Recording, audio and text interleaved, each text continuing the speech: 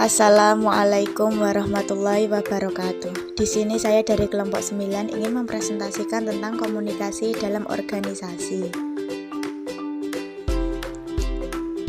Yang beranggotakan Anis Dwi Fatimah NIM 6304020043 dan Indah Handayani NIM 630402000069.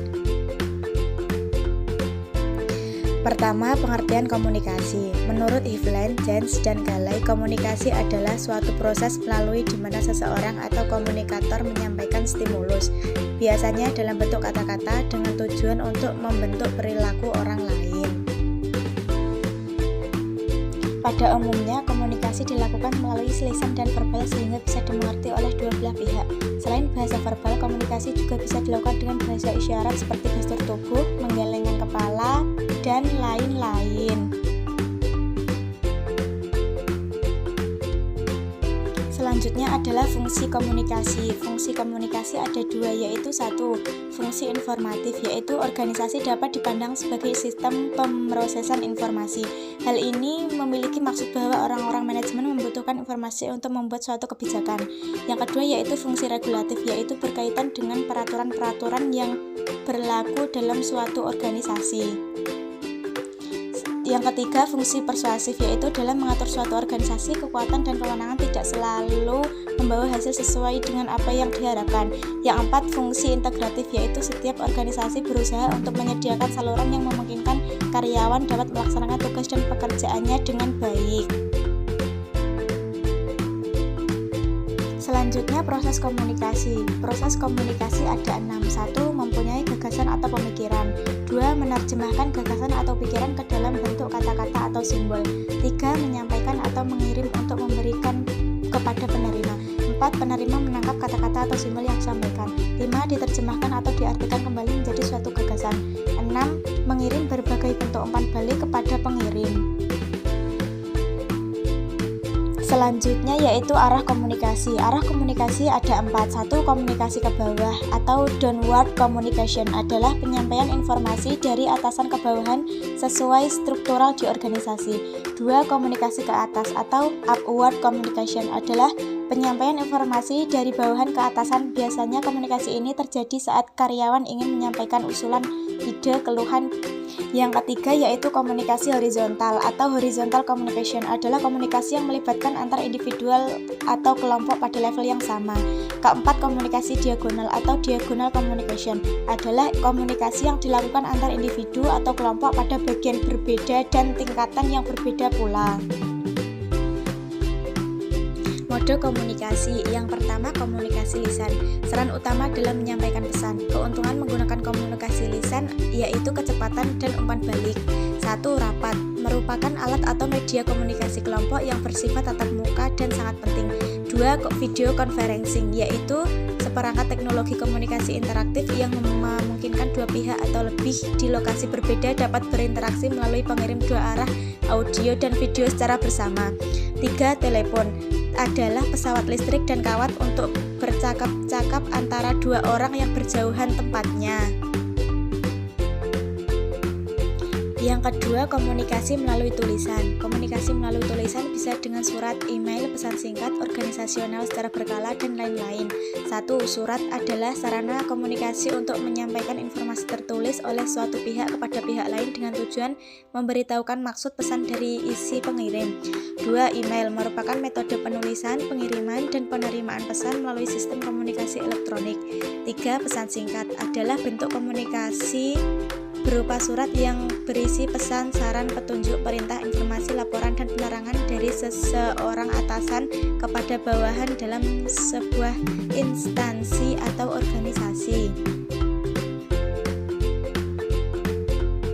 Yang ketiga, komunikasi nonverbal. Tidak ada komunikasi yang lengkap tanpa mempertimbangkan komunikasi nonverbal seperti gerakan tubuh, intonasi, atau penekanan yang kita berikan atas kata-kata ekspresi, serta jarak fisik antara pengirim dan penerima.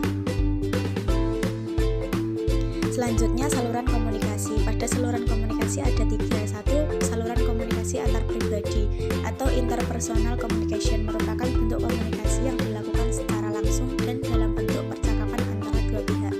Kedua, saluran komunikasi antar kelompok atau group communication merupakan bentuk komunikasi yang dilakukan oleh komunikator kepada sejumlah komunikan dalam kelompok baik besar maupun kecil.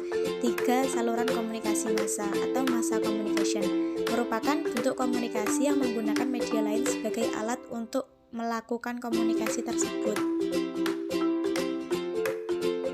Selanjutnya, komunikasi yang persuasif.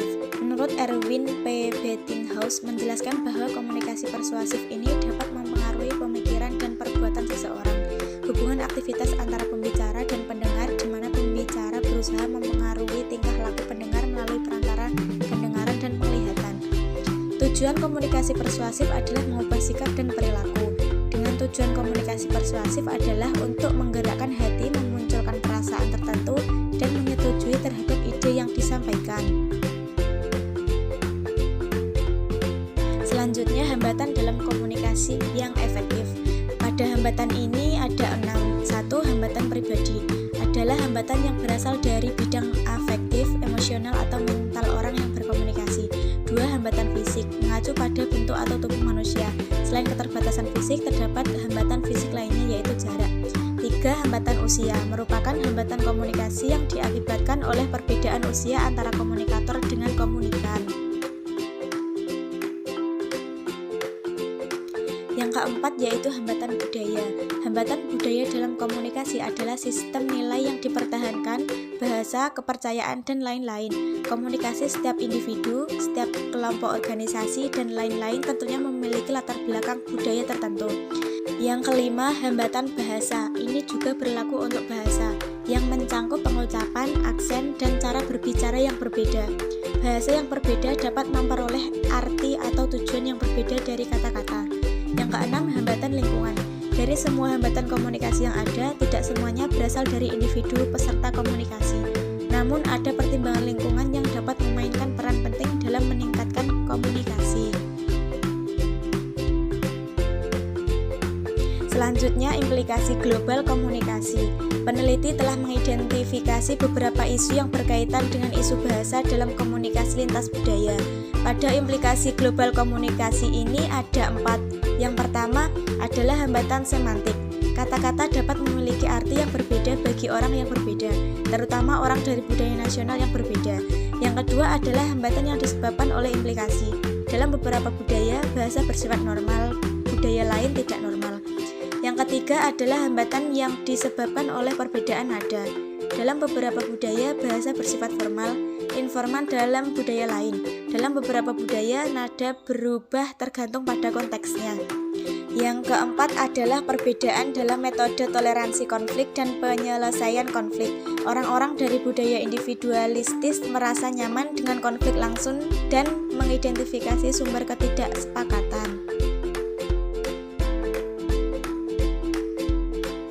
Sekian presentasi dari saya. Terima kasih. Wassalamualaikum warahmatullahi wabarakatuh.